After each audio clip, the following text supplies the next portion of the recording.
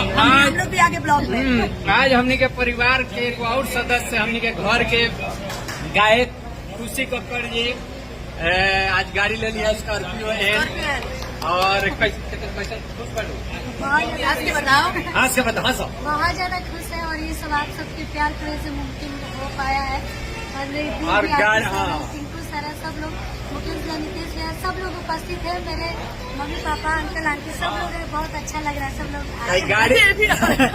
गाड़ी बुकिंग कराने में सबसे बड़ा हाथ है यहाँ के बाद हमारे स्टार अनुपमा जी के और है ना टिंकू जी हैं और पूरा टीमें आई हम भोजपुरी इंडस्ट्री उठ के आगे बनी। नीतीश जी आए हैं ये पीछे पीछे चल रहे हैं इहो के बनी और इनके मम्मी पापा और हम कहनी है कि बड़ी भाग्य के चीज बा में हमारे मेहरारू फोन करता रही टपर टपर बड़ी भाग्य के चीज बा कि आज लड़की के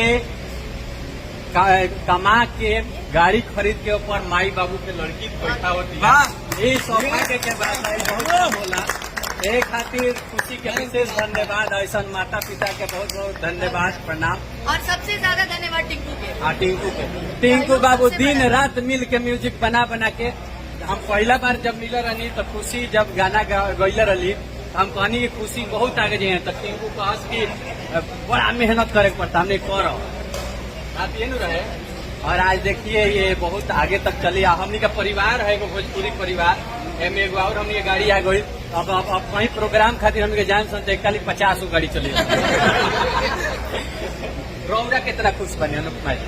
बहुत ज्यादा खुश क्योंकि खुशी सबसे पहले हम से पूछी थी कि दीदी कौन गाड़ी लेवल जा तो हम कहनी ले ला जो हम ले बने तो उसी सहयोग से लीडर का भी बहुत सारा सहयोग है।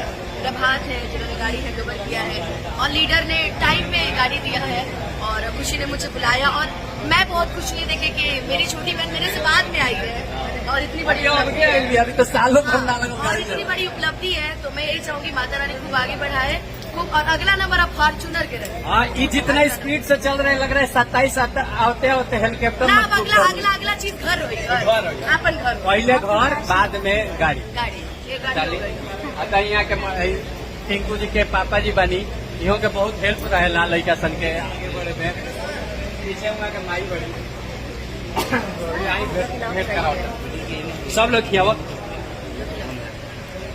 रौरा कितना खुश बनी यहाँ के खुशी कक्कड़ जी के माता जी है यहाँ के बहन यहाँ के पापा जी रौरा लोग कितना खुश बनी बेटी के सफलता देख बहुत खुश है हम लोग लग रहा है समय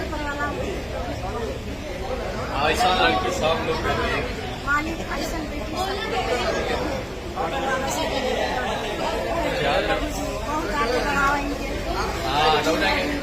दिन पर दिन बढ़ो भगवान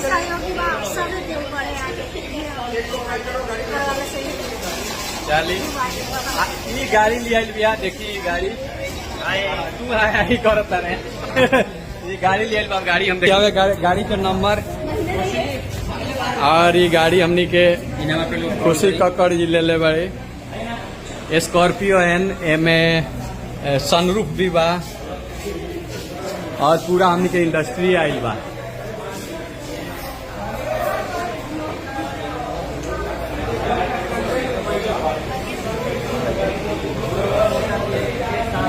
धन्यवाद। चलिए अब एक बाद देखा तनी केक कैसे कटा।